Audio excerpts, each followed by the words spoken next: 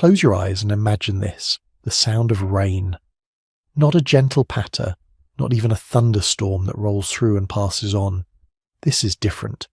This is rain that falls constantly, relentlessly, day after day, month after month, year after year. The sound never stops. It becomes the background noise of existence itself. Every morning you wake up, it's raining. Every night you fall asleep, it's raining. Your children are born into rain. They grow up, have children of their own, and those children never see a day without rain either. Now stretch that out. Not for a week, not for a year, not even for a century. This rain falls for 2 million years straight. 2 million years. Try to wrap your mind around that number. All of recorded human history, every civilization that ever rose and fell, every pharaoh, every emperor, every war, every achievement, all of that spans maybe 5,000 years.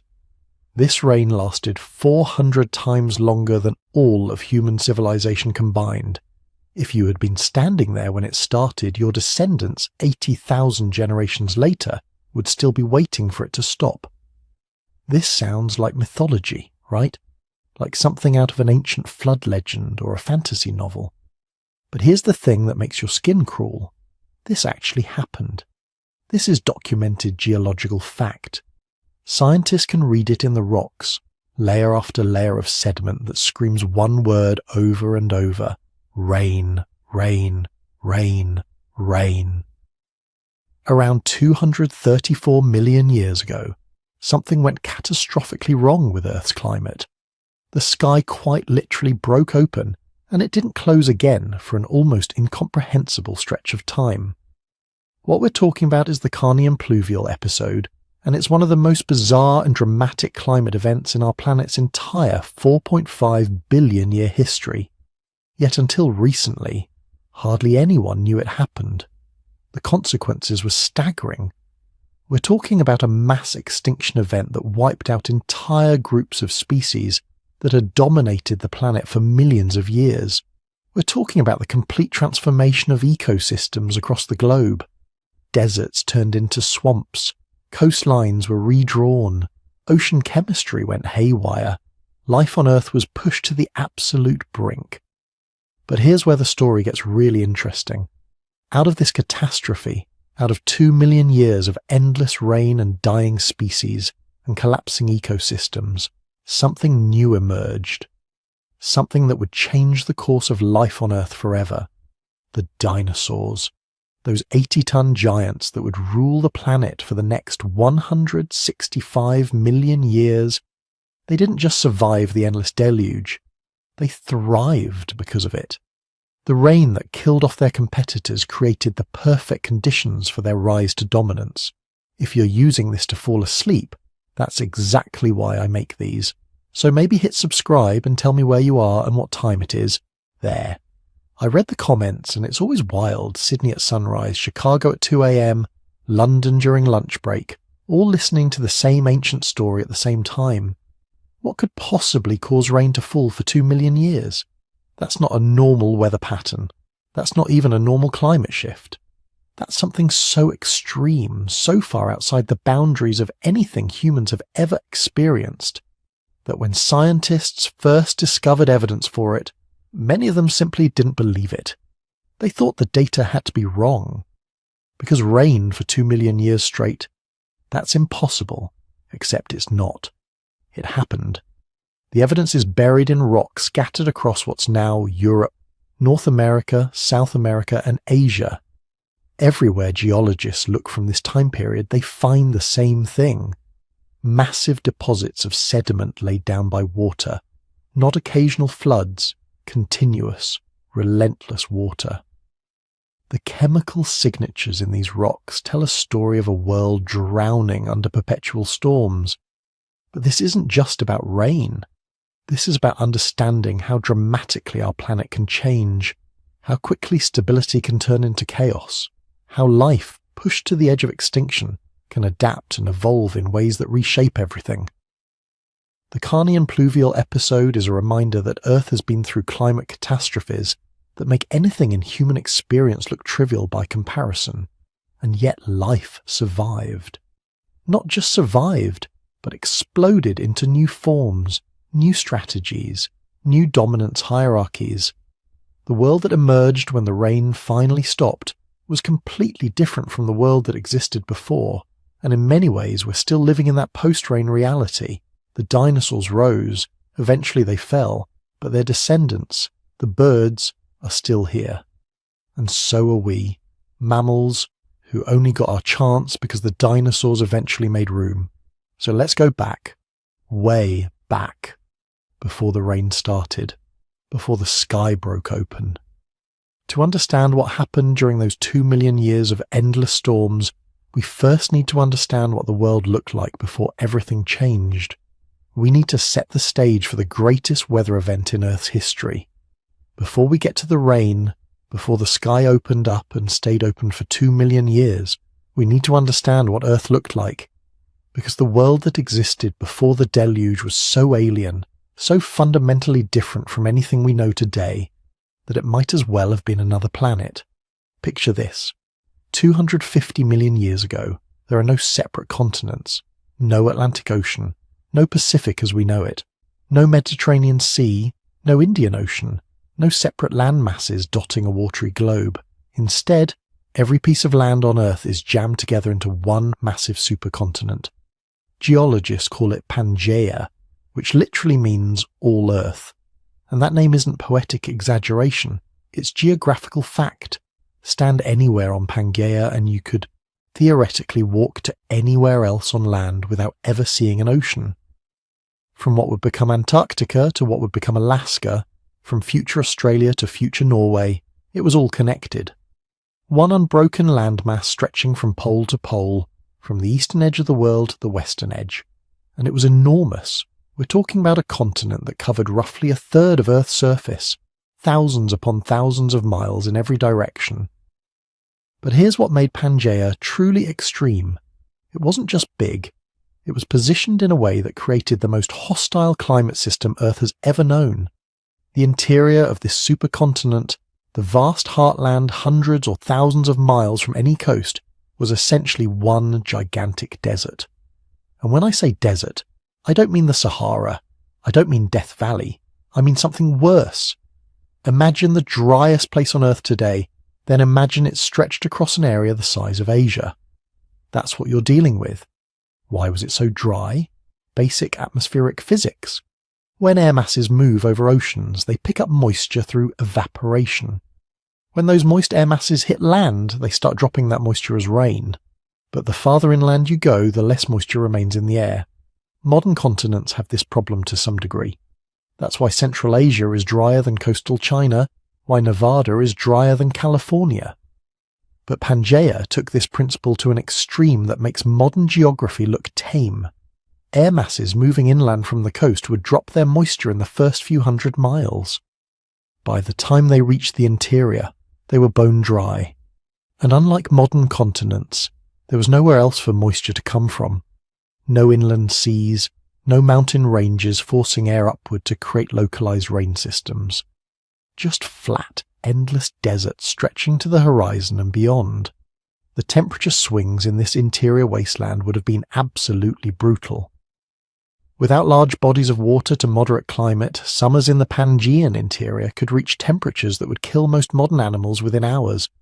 We're talking 120, 130, maybe even 140 degrees Fahrenheit in the shade. If you could find any shade. Winters, meanwhile, could plunge well below freezing, even in equatorial regions. The thin, dry air couldn't hold heat once the sun went down. Nighttime temperatures might drop 60 or 70 degrees from daytime highs. This created a landscape that was almost entirely barren. Vast stretches of red rock and sand baked hard by relentless sun, scoured by dust storms that could last for weeks. If you were transported to the Pangaean interior, you'd probably think you'd landed on Mars. The resemblance wouldn't be accidental, but life, as it always does, found a way. Not in the interior, not in those vast dead zones, but along the coasts and in a few scattered regions where geography created slightly less hostile conditions. Life was hanging on. and it was weird. This was the late Permian period, just a few million years after the worst mass extinction in Earth's history. The Permian Triassic extinction event, sometimes called the Great Dying, had wiped out roughly 95% of all species on the planet. The ecosystems that were rebuilding in the aftermath were unlike anything that had come before or would come after. The dominant land animals weren't dinosaurs. Dinosaurs didn't exist yet. They weren't even mammals. Mammals were still just a gleam in evolution's eye, represented only by tiny shrew-like creatures that spent most of their time hiding from predators. No, the rulers of late Permian Earth were synapsids. Think of them as mammal-like reptiles, though that description doesn't really do them justice. They were their own thing, a unique branch of the vertebrate family tree that had been evolving separately from true reptiles for tens of millions of years. Some synapsids were massive, creatures like moschops, bulky herbivores the size of modern hippos, with thick skulls and stocky bodies built to survive in harsh conditions. They probably spent their days grazing on the tough primitive plants that grew near water sources, always staying close to whatever moisture they could find. Others were predators, animals like gorgonops, with saber-like canine teeth and powerful jaws. These were the apex predators of their time, hunting along the coasts and around the rare inland water sources where prey congregated. Some species reached lengths of 10 feet or more. They had features that look remarkably mammal-like in some ways, differentiated teeth, possibly even whiskers, maybe the beginnings of fur or hair. But they weren't mammals, they were something else, an evolutionary experiment that was about to run into a hard deadline. The plant life was equally strange. The forests that existed weren't like modern forests. There were no flowering plants. Those wouldn't evolve for another 100 million years. No grass either. Grass was still far in the future. Instead, the vegetation was dominated by seed ferns, early conifers, and primitive plants that looked like something out of a Dr. Seuss book. These forests hugged the coastlines, never venturing more than a few hundred miles inland. They couldn't. The interior was too dry, too hot, too hostile. So life concentrated in narrow bands around the edges of the supercontinent, leaving the vast interior essentially dead. But even the coastal regions weren't exactly pleasant. Pangaea's climate wasn't just extreme, it was violently unstable. The massive landmass created atmospheric circulation patterns that had no modern equivalent. The coastal regions experienced monsoons that would make modern tropical cyclones look like spring showers. Here's how it worked. During summer in the northern hemisphere, the enormous landmass of Pangaea would heat up dramatically. Hot air rises, creating a massive low-pressure system over the continent. Meanwhile, the Panthalassic Ocean, that world-spanning body of water that surrounded Pangaea, stayed relatively cool. Ocean temperatures don't fluctuate as wildly as land temperatures, so you had this tremendous temperature and pressure differential between land and sea. The result was monsoons on a scale that's hard to comprehend. Massive air masses laden with moisture would sweep inland from the ocean, driven by the pressure differential. They'd hit the coast and dump months' worth of rain in a matter of weeks. Flash floods would tear through river valleys. Mudslides would bury entire ecosystems. The rain would be so heavy you couldn't see more than a few feet in front of you. So violent that it would strip leaves off trees and erode hillsides. Then it would stop. And for the rest of the year, barely a drop would fall. The land would dry out, rivers would dwindle to trickles or disappear entirely. The plants and animals that had survived the violent wet season would then have to survive months of drought. This pattern repeated every year, year after year, creating ecosystems adapted to extremes. Plants that could survive being flooded for weeks and then bone dry for months. Animals that could gorge themselves during the wet season and then essentially hibernate through the dry season. Everything was pushed to its limits, all the time, and this was considered normal. This was just how Earth worked when all the land was jammed together into one supercontinent. The Panthalassic Ocean itself was another piece of this extreme puzzle. It It was the largest single body of water in Earth's history, covering roughly 2/3 of the planet's surface. One unbroken ocean stretching from pole to pole, interrupted only by Pangaea. The word panthalassic means all seas, and that's exactly what it was. But don't imagine it as some peaceful blue expanse. The panthalassic was wild. Without continents to break up wave patterns, storms could build to enormous sizes. Hurricanes larger than anything we see today would spin across thousands of miles of open water. Ocean currents, uninterrupted by land masses, would circle the globe, creating temperature differentials and upwelling zones that modern oceanography can barely model. The interaction between this massive ocean and the massive continent created Earth's climate engine. Warm water from the equator would flow toward the poles. Cold water from the poles would sink and flow along the ocean floor toward the equator. These currents carried heat and moisture around the planet, but in patterns completely unlike modern ocean circulation. The result was a world of extremes: extreme heat, extreme cold, extreme dryness, extreme flooding. No middle ground, no temperate zones where life could exist comfortably. Everything was marginal, everything was stressed, everything was barely hanging on. This was the world that existed 250 million years ago, a world that was stable in its way. The climate patterns were extreme but predictable. The ecosystems were harsh but functional. Life had adapted to the extremes, found ways to survive in the narrow zones where survival was possible. The synapsids ruled the land. The primitive plants held the coasts. The panthalassic ocean surrounded it all like a vast moat. It wasn't Eden. It wasn't even particularly hospitable, but it worked. The planet had found a kind of equilibrium, harsh as it was. Species were diversifying again after the Great Dying. Ecosystems were becoming more complex. Evolution was doing its patient work, generation by generation, slowly filling niches and adapting to challenges.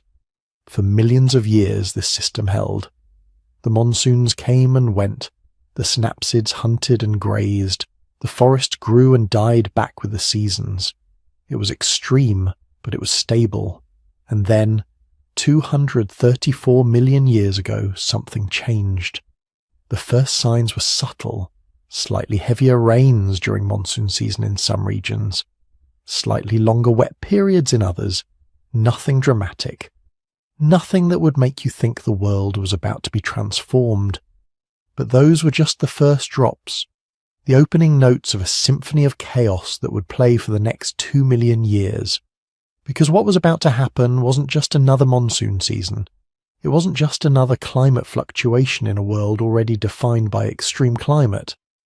What was about to happen was the most prolonged precipitation event in Earth's history. An atmospheric catastrophe so severe that it would drown deserts, transform ecosystems, drive countless species extinct, and ultimately reshape the entire future of life on this planet.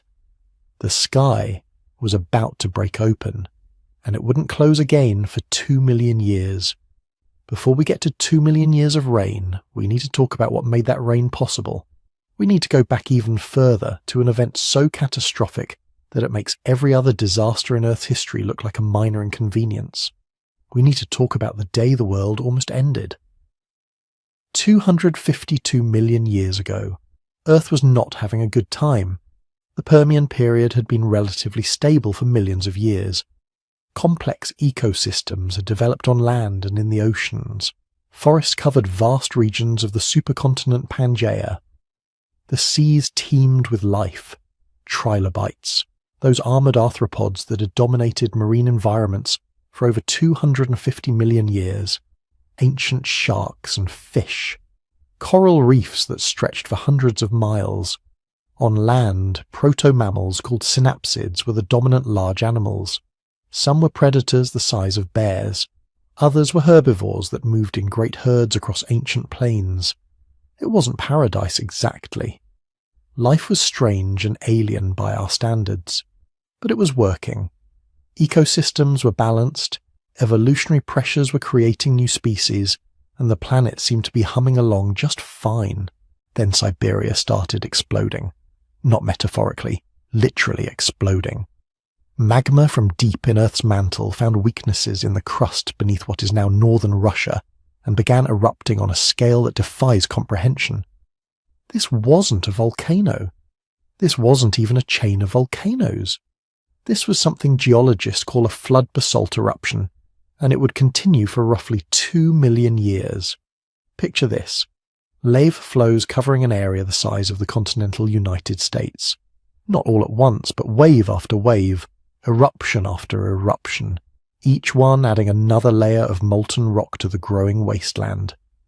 The total volume of lava eventually reached about 4 million cubic kilometers. That's enough to bury the entire surface of Earth under 10 meters of basalt, except it didn't spread evenly.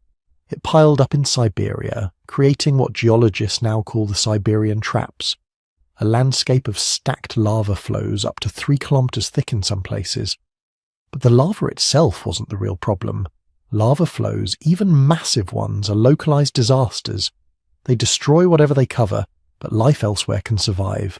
The real problem was what came with the lava. Every eruption released colossal amounts of volcanic gases into the atmosphere. Carbon dioxide, sulfur dioxide, hydrogen sulfide, methane, and a toxic cocktail of other compounds. We're not talking about the relatively modest emissions from modern volcanoes. A single major eruption in the Siberian Traps likely released more greenhouse gases than all of human civilization has produced to date. And these eruptions continued for 2 million years. The carbon dioxide began warming the planet almost immediately. Global temperatures started climbing, 5 degrees Celsius above baseline, then 10. Eventually the planet was 15 to 20 degrees Celsius warmer than it had been before the eruption started. This doesn't sound like much until you realize what it means for global ecosystems. The equatorial regions became uninhabitable. Temperatures regularly exceeded 50 degrees Celsius during the day. Nothing could survive there. No plants, no animals, nothing. The tropical zones that had been the most biodiverse regions on the planet became dead zones where nothing moved except dust storms. But the warming was just the beginning. The sulfur dioxide combined with water vapor in the atmosphere to create sulfuric acid. Acid rain began falling across the planet. Not occasionally, constantly, for thousands of years at a time. The pH of rainfall dropped so low that it could dissolve limestone and corrode exposed rock. Forests died as the acidic water destroyed their leaves and poisoned their roots. Soils became toxic wastelands where nothing could grow. The oceans absorbed some of the carbon dioxide, which sounds like it might have helped, except it triggered a different catastrophe. Ocean acidification. As CO2 dissolved in seawater, it formed carbonic acid, gradually lowering the pH of the oceans. This made it increasingly difficult for marine organisms to build shells and skeletons from calcium carbonate. Coral reefs began dissolving. Shellfish couldn't form their protective coverings. The base of the marine food web started collapsing. Then came the anoxia.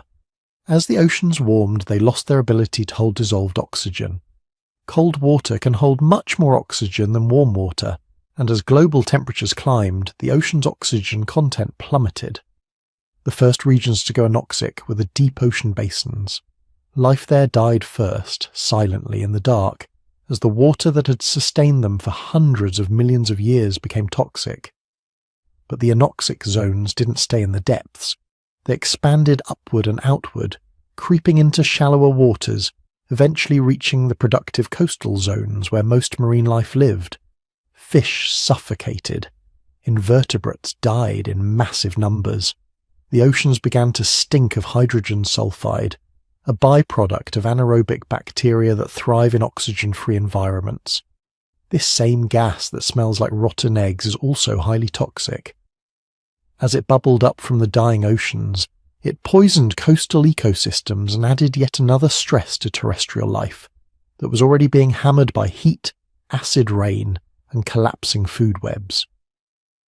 The extinction began gradually, individual species disappearing here and there, isolated populations dying off, ecosystems becoming slightly less diverse year by year.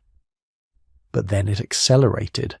The combined stresses of warming, acidification, anoxia, and atmospheric toxins reached a tipping point.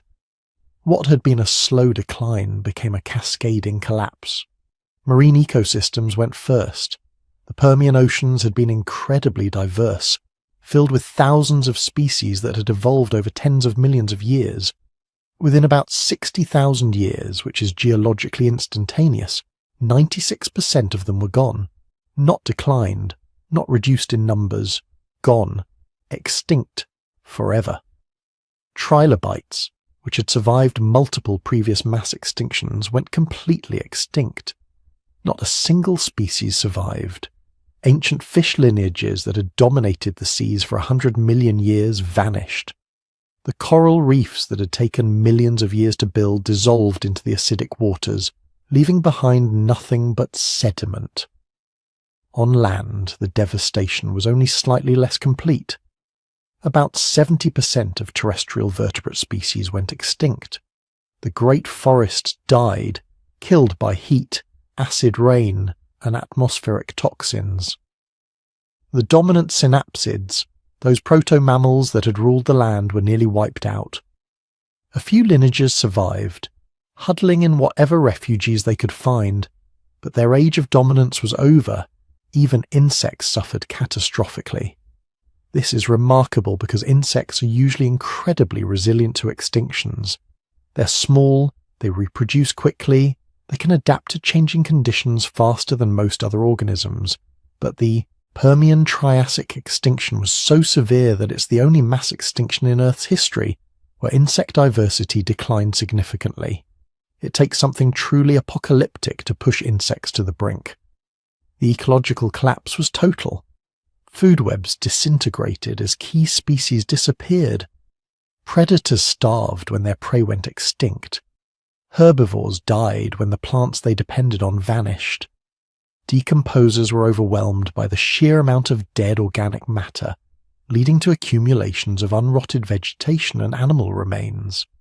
Fungal blooms appeared across the dying landscape, feeding on the corpses of forests and animals alike.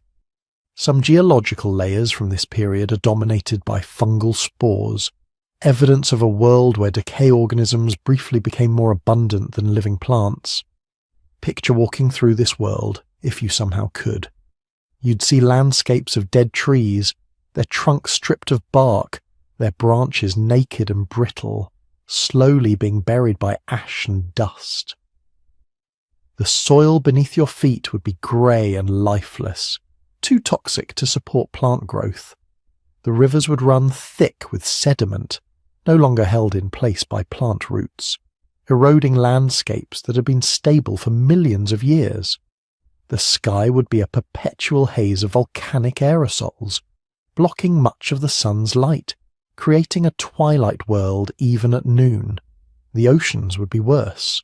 Approaching the coast, the smell would hit you first. Hydrogen sulfide, rot, decay on a planetary scale. The water would be murky, choked with algae and bacteria, mostly anaerobic species that thrive in oxygen-free conditions. No fish would break the surface. No seabirds would dive for prey. The beaches would be covered with the shells of dead organisms, slowly dissolving in the acidic water, creating a white froth of calcium carbonate that marked the high tide line.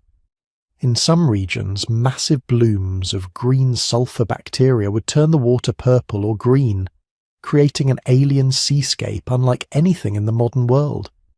These bacteria photosynthesize using hydrogen sulfide instead of water, and they only thrive in anoxic conditions. Their presence is a marker of dead oceans, of water so devoid of oxygen that normal photosynthetic organisms can't survive. This was Earth at its absolute worst. This was the closest life has ever come to complete extinction since complex organisms first evolved. Some estimates suggest the total biomass of Earth, the combined weight of all living things, declined by 90% or more. The planet was dying. But here's what's important for our story. Life didn't end. It came terrifyingly close, but it didn't end.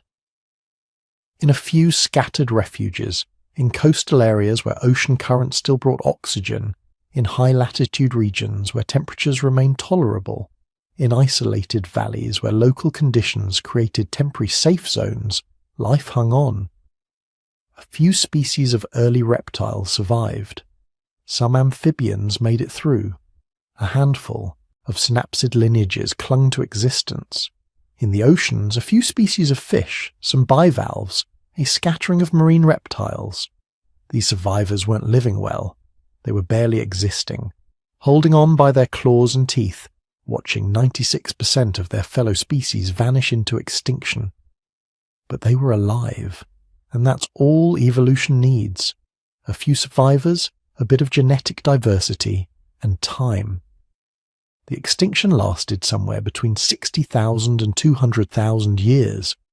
The most intense phase, when the majority of species disappeared, probably happened in less than 20,000 years. Then, gradually, the Siberian traps began to quiet down. The eruptions became less frequent. The atmospheric injection of greenhouse gases slowed. The planet began to stabilize at its new hellish baseline. 15 degrees warmer than before, with anoxic oceans, degraded soils, and simplified ecosystems, but stable. This was the world that existed when our story really begins. This was the early Triassic, roughly 252 million years ago. A hot, harsh, damaged world, populated by survivors of the worst catastrophe in the history of complex life. Everything that came after, including 2 million years of rain, was in some sense a consequence of the Great Dying. Because the Permian-Triassic extinction didn't just kill species, it reset the entire planetary system. It changed ocean chemistry, atmospheric composition, global climate patterns. It created empty ecological niches that would eventually be filled by entirely new kinds of organisms, and it set up the conditions that would lead to the Carnian pluvial episode, the event that would bring rain for 2 million years and change the trajectory of life on Earth forever. The survivors didn't know it, but they were standing at the beginning of the age of reptiles, the age that would eventually produce the dinosaurs.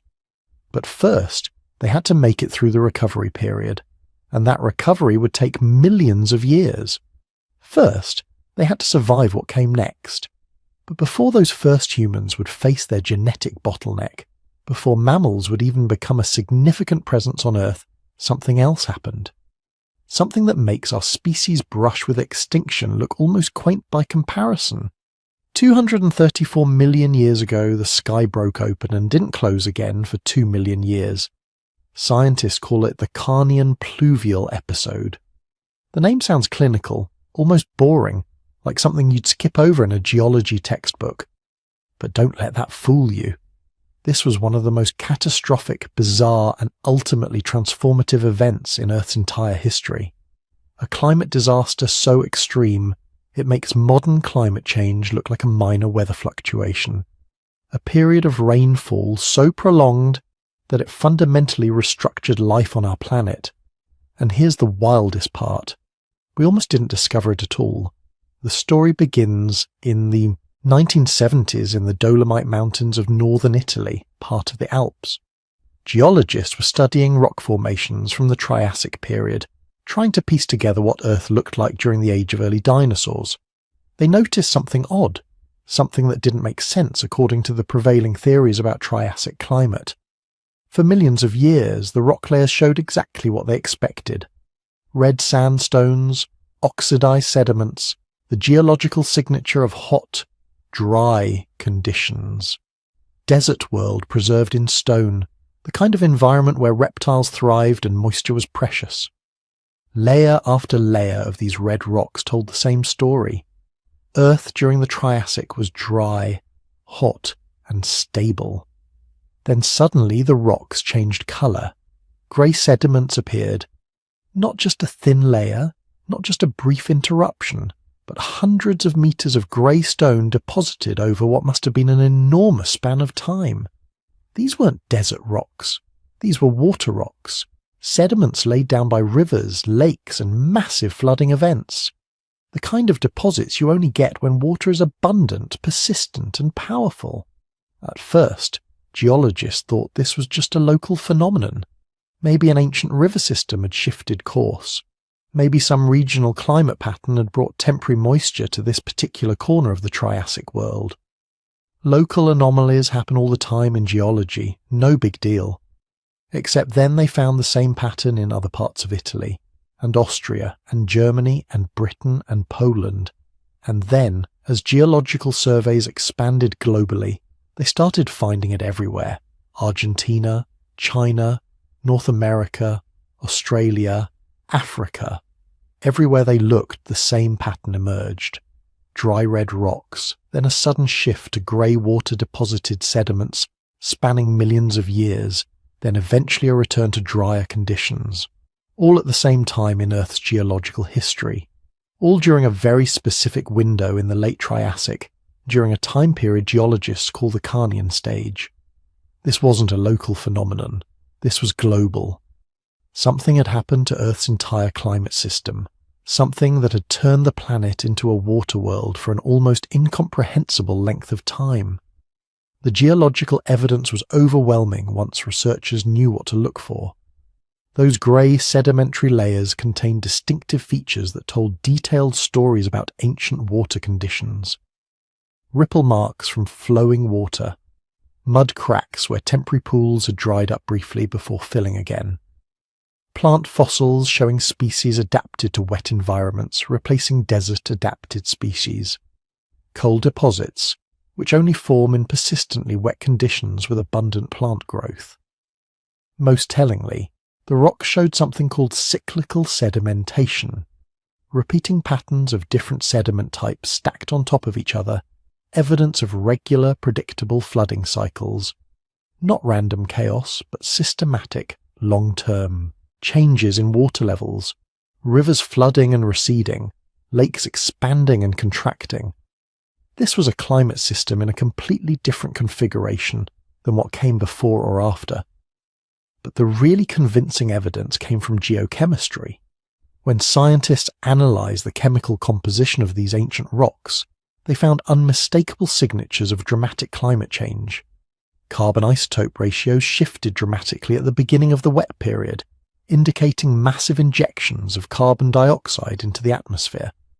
Oxygen isotopes in ancient soils revealed changes in temperature and rainfall patterns. Sulfur isotopes pointed to increased weathering of rocks, which only happens when you have lots of water flowing over the landscape for extended periods. The chemistry didn't lie.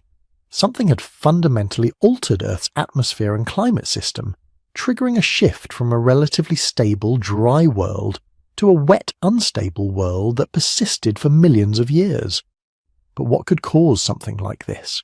What force could be powerful enough to completely transform Earth's climate for such an extended period? The answer, once again, was volcanoes.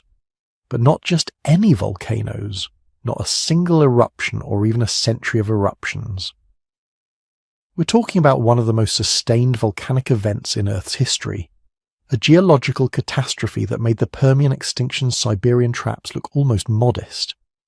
The culprit was the Wranggelia province, a massive volcanic region that was actively erupting during the late Triassic.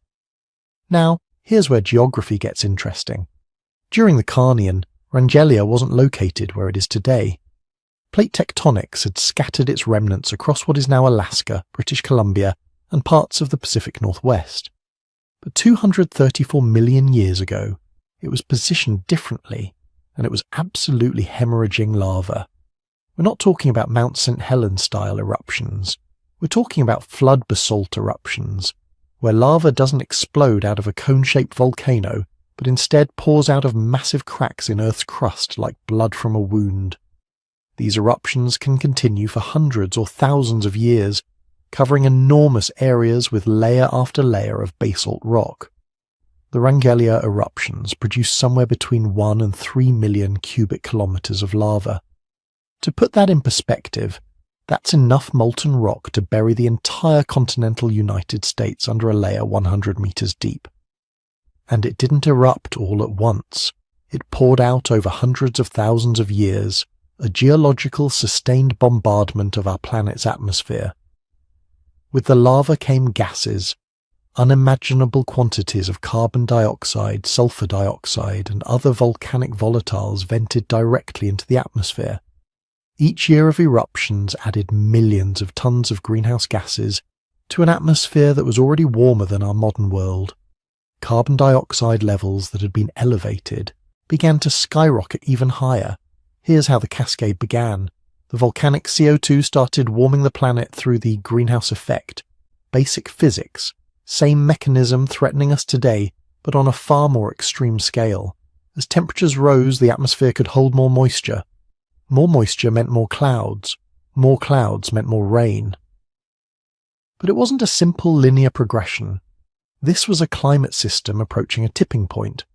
The warming also affected ocean circulation patterns. The Triassic supercontinent Pangaea was beginning to break apart, creating new ocean basins. As these oceans warmed, they released even more moisture into the atmosphere through evaporation. The tropical regions, already hot, became engines of atmospheric convection, pulling moisture up from the oceans and dumping it back down as rain. Then came the feedback loops. As rain increased, more carbon dioxide was pulled out of the atmosphere through chemical weathering of rocks. But the volcanic eruptions kept pumping more CO2 back in, overwhelming the system's natural regulatory mechanisms. The climate couldn't stabilize. It was locked into a pattern of extreme greenhouse warming punctuated by massive rainfall events.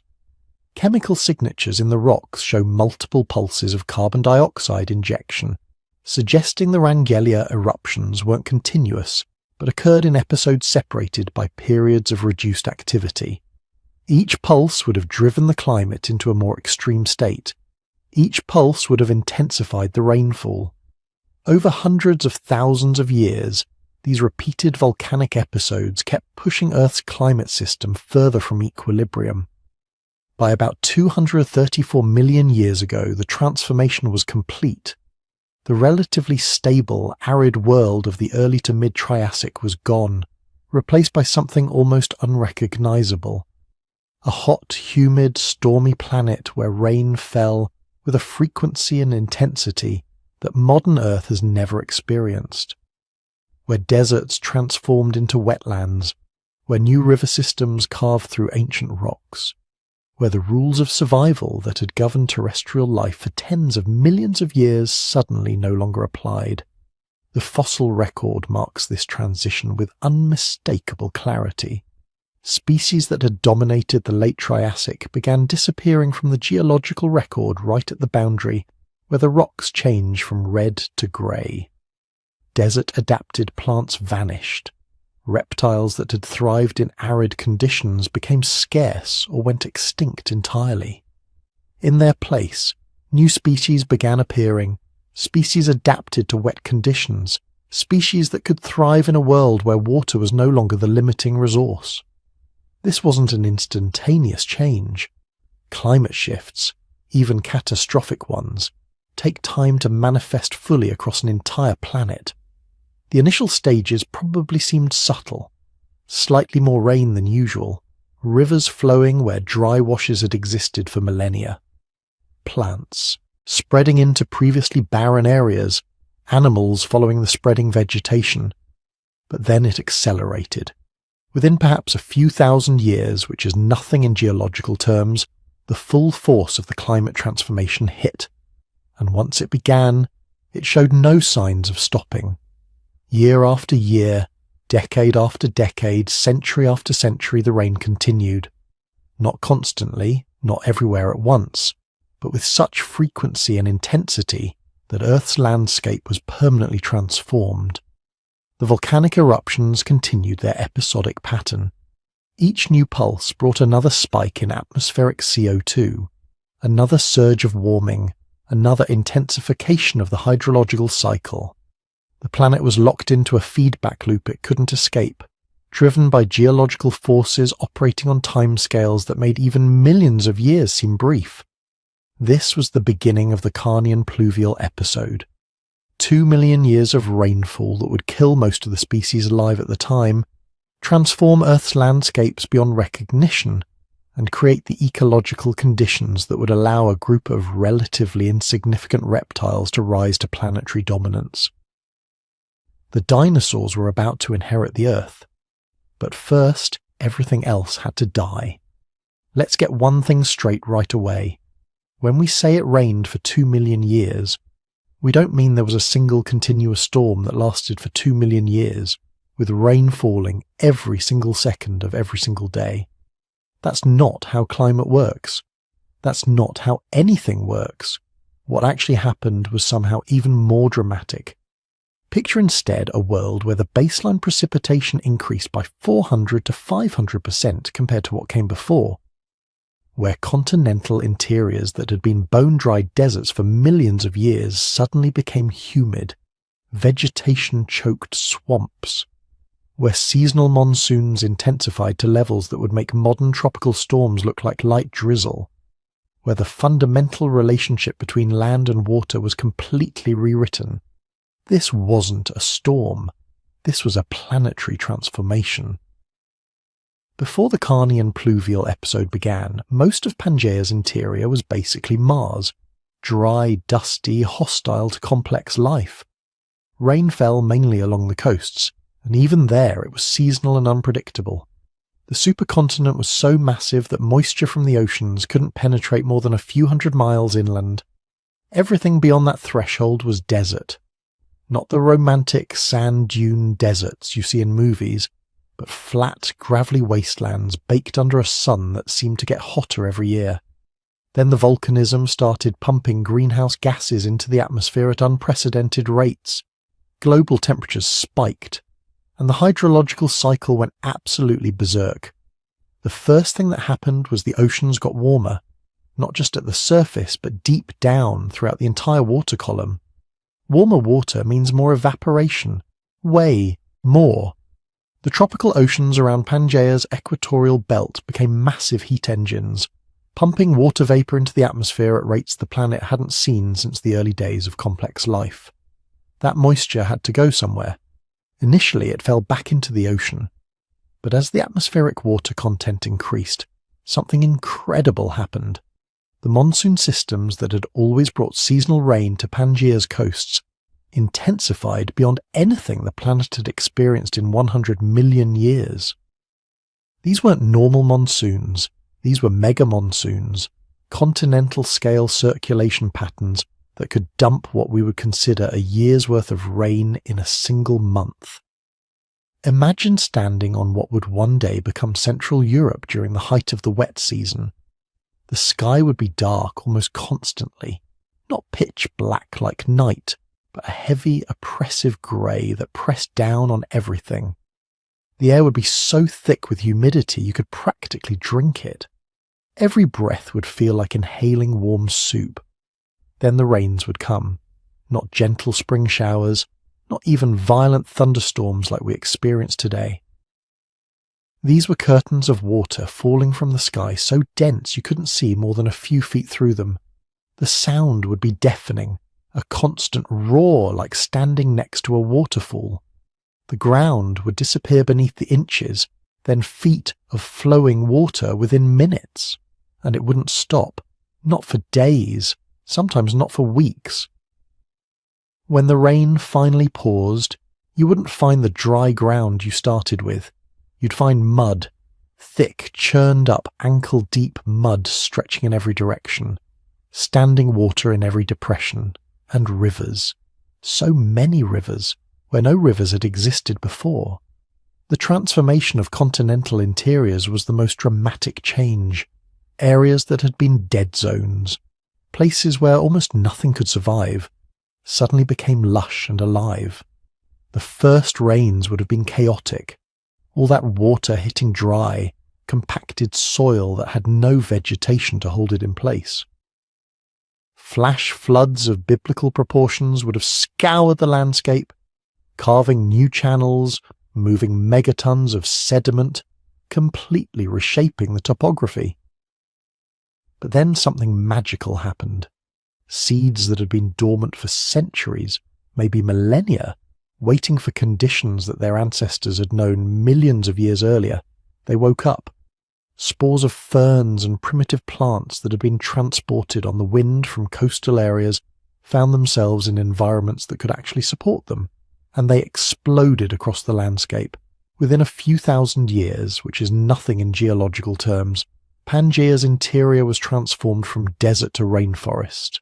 Not tropical rainforest like the Amazon, at least not at first, but something stranger. Imagine forests dominated by tree ferns and early conifers, their roots constantly soaked, growing in pure mud rather than proper soil. Cycads sprouting from standing water. Horsetails the size of telephone poles forming impenetrable thickets along every waterway. The rivers themselves were unlike anything in the modern world. They would swell to tremendous size during the wet season, spreading across floodplains that could be dozens of miles wide. The water would be dark with suspended sediment, thick as chocolate milk, carrying everything from microscopic particles to entire trees torn from newly established forests upstream. Then, during the dry season, they wouldn't disappear completely like rivers in modern deserts. They'd shrink, but they'd remain. Permanent water sources connecting the coast to the interior for the first time in Pangaea's history. This created highways for life to colonize inward, pathways for fish, amphibians and early reptiles to reach territories their ancestors could never have accessed. Lakes formed everywhere. Not planned, not slowly over millions of years, but spontaneously. Any depression in the landscape became a lake. Some were small, pond-sized, lasting only a single wet season. Others were massive, inland seas that would persist for hundreds of thousands of years. Geological evidence from this period shows lake deposits in central Pangaea that covered areas larger than any modern lake. These weren't just puddles. These were legitimate freshwater seas, complete with their own ecosystems, their own food chains. The coastlines changed too. Sea levels rose from all that thermal expansion of the warming oceans. Coastal lowlands that had been dry land for millions of years flooded, creating vast new shallow marine environments. These areas became nurseries for marine life, protected lagoons and estuaries where species could evolve and diversify away from the open ocean predators. But the most alien thing about this world wasn't what you could see. It was what you could smell and hear. The smell would have been overwhelming. Not bad necessarily, but intense. That deep, earthy petrichor smell that comes when rain hits dry ground, except amplified 1,000 times and lasting for months. Mixed with that would be the smell of rotting vegetation, because all those newly established plants were also dying in massive numbers, their remains piling up in the floodwaters. Add the distinctive metallic smell of wet rock, the organic scent of mud, and occasional whiffs of volcanic sulfur still drifting on the wind from the Rangelia eruptions. The sounds would be just as distinctive. The constant background roar of rain during the wet season, the rushing of rivers so loud you'd have to shout to be heard over them, the drip and splash of water falling from leaves in the brief pauses between storms, and life, lots and lots of life. The chirping of early insects that were evolving to take advantage of all this water, the calls of amphibians gathering in every pond and puddle to breed, the splashing of fish in rivers that had never had fish before. At night, the darkness would be absolute during the wet season when cloud cover was complete. No stars, no moon, just the sound of rain, and the occasional flash of lightning illuminating a landscape that looked more like an alien planet than Earth. This wasn't happening in just one place. The geological evidence is clear. Every continent that was part of Pangaea shows sedimentary deposits from this period that indicate dramatically increased rainfall. Drill cores from what's now Italy show lake beds stacked one on top of another, each representing wet periods during the Carnian. Rock formations in the southwestern United States contain river channel deposits from this time, cutting through what had been pure desert. Even Antarctica, which was part of Pangaea and positioned much further north than today, shows evidence of increased precipitation during the Carnian. The episode wasn't constant in its intensity. There were pulses. periods of a few 100,000 years where the rain was most intense, followed by relative dry periods that were still much wetter than what came before. Scientists have identified at least 4 major wet pulses during the 2 million year episode, each triggered by renewed volcanic activity pumping more greenhouse gases into an already overheated atmosphere. During the wettest phases, you could have canoed from the coast of Pangaea hundreds of miles into the interior, following interconnected river systems and lakes that formed a continent-spanning network of waterways. This had never been possible before. The interior had always been isolated, cut off from the oceans by thousands of miles of uninhabitable desert. Now it was connected, and life poured inward like water finding its level. The seasonal cycle became the defining rhythm of existence. Wet seasons that could last 8 to 9 months, during which the landscape was completely transformed into a water world. Dry seasons that were brief and never quite dried things out completely, just reduced the water levels enough that mud became visible again, and some of the temporary lakes evaporated. This cycle created unique evolutionary pressures. Organisms had to be able to survive both extremes. They needed to handle prolonged flooding during the wet season, but also cope with at least some drying during the brief dry periods. This selected for incredible adaptability, for species that could shift strategies depending on conditions. But here's what makes the Carnian pluvial episode truly mind-blowing. It wasn't a disaster. Not really. Yes, it killed off huge numbers of species that were adapted to the dry conditions that came before. Yes, it completely disrupted ecosystems that had been stable for tens of millions of years. But it also created opportunities on a scale that rarely happens in Earth's history. All that water meant all that life. Photosynthetic organisms went crazy, producing oxygen and organic matter at unprecedented rates. This fed an explosion of animal diversity. The wet world wasn't hostile to life. It was a paradise for life, at least for species that could adapt to it. And some adapted better than others. The stage was set for the most important evolutionary revolution in land animal history. The old rulers of the dry world, the dominant reptile groups that had thrived in Pangaea's deserts, they struggled in the new wet world. They couldn't compete effectively in environments that were constantly waterlogged, where their prey species had been replaced by new forms adapted to humidity and wetlands. But there was a group of reptiles that had been marginal players before the rains came, relatively small, relatively insignificant, lurking in the background while other groups dominated. They had adaptations that seemed unimportant in a dry world, but became crucial advantages in a wet one. Better posture for moving through dense vegetation, more efficient respiratory systems for dealing with humid air, enhanced parental care that helped offspring survive in unstable environments. They were called dinosaurs, and they were about to inherit the Earth.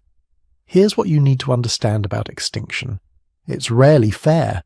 It's not about being the strongest or the fastest or even the smartest. Sometimes it's just about being unlucky enough to be perfectly adapted to a world that no longer exists. The species that faced the Carnian pluvial episode weren't evolutionary failures. Many of them were the success stories of their time. They had survived the Permian extinction, the worst mass dying in Earth's history. They had spent millions of years adapting to the hot, dry world of the early Triassic. They were good at what they did. They were specialists, masters of surviving in arid environments with seasonal rainfall and long dry periods. And then it started raining. And it didn't stop. The first victims were the ones you'd expect. Species already living on the edge, in marginal habitats, barely hanging on. When the climate shifted, they went first. No drama, no last stands. They just disappeared from the fossil record, their one layer gone the next. But then the dying spread. Species that had been common, that had dominated their ecosystems for millions of years, started vanishing too. And the culprit wasn't some new predator or disease. It was water, too much of it, in all the wrong places, at all the wrong times. Take the dicroidium forests. For 15 million years, this seed fern had been the dominant plant across much of Gondwana, the southern supercontinent. Picture forests stretching thousands of miles, distinctive forked leaves creating canopies that shaded the forest floor, producing seeds that fed countless animal species. Dicrodium had survived the Permian extinction. It had thrived in the recovery period. It was a winner. Then the rains came and Dicrodium started dying. The fossil record shows it clearly. In rock layers from just before the Carnian pluvial episode, Dicrodium pollen and leaf fossils are everywhere. They dominate the plant assemblages. Then you cross into the CPE layers and they start declining. Not all at once, not uniformly, but steadily, relentlessly. And by the end of the wet period, they're effectively gone from most of their former range. Why? Because Dicrodium was adapted for seasonal drought. Its root systems were designed to tap deep water sources during dry periods. Its leaves had structures to minimize water loss. Its seeds could survive long dry spells waiting for the next rains. Everything about it was optimized for a world where water was precious and droughts were the main challenge. Constant rainfall wasn't a blessing for Dicrodium. It was a death sentence. The waterlogged soils changed everything. Root systems that had evolved to penetrate deep couldn't function in saturated ground. They rotted. Fungal diseases that had been kept in check by dry periods exploded in the constant humidity. Seed germination patterns that depended on seasonal cycles stopped working when the seasons disappeared.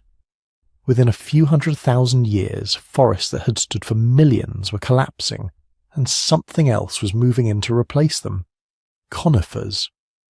Now, conifers had been around for a while. They weren't new, but they had been marginal, restricted to specific environments, overshadowed by the seed ferns. The Carnian pluvial episode changed everything. Conifers were pre-adapted for high moisture. Their needle-like leaves reduced surface area exposed to fungal attack. Their resinous sap provided chemical defense against the rot that thrived in humid conditions. Their root systems could handle waterlogged soils better than the seed ferns. As Dicrodium died back, conifers spread. The fossil evidence shows this transition happening across multiple continents. In Argentina, in Australia, in Antarctica, which was still ice-free and forested, the pattern repeats. Seed ferns declining, conifers ascending, an entire plant kingdom being restructured by too much rain. And when the foundation of an ecosystem changes, everything built on top of it has to change or die. The herbivores that had spent millions of years evolving to eat Dicrodium leaves found themselves in a world where their food source was vanishing. Some adapted, developing the ability to digest conifer needles, which required different gut bacteria and different digestive strategies. Others went extinct. The fossil record from this period shows numerous herbivore groups disappearing, particularly the specialized seed fern feeders. But the transformation wasn't limited to land. In the oceans, something even more dramatic was happening. The coral reefs were dying, not the coral reefs you know today. Those wouldn't evolve for millions of years. These were older reefs, built by different organisms using different strategies.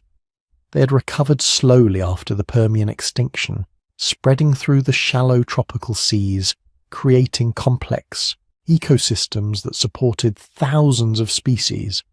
The Carnian pluvial episode killed them. The mechanism was chemical. All that rain falling on land was washing enormous quantities of sediment and nutrients into the oceans. Rivers that had been small seasonal streams became raging torrents, carrying mud, sand, and organic matter into coastal waters. The water turned murky.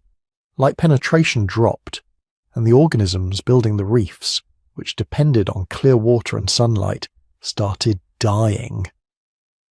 The fossil record from marine deposits during the CPE shows the collapse clearly.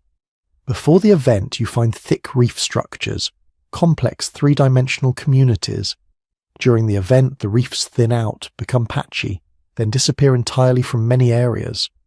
After the event, the seafloor looks completely different.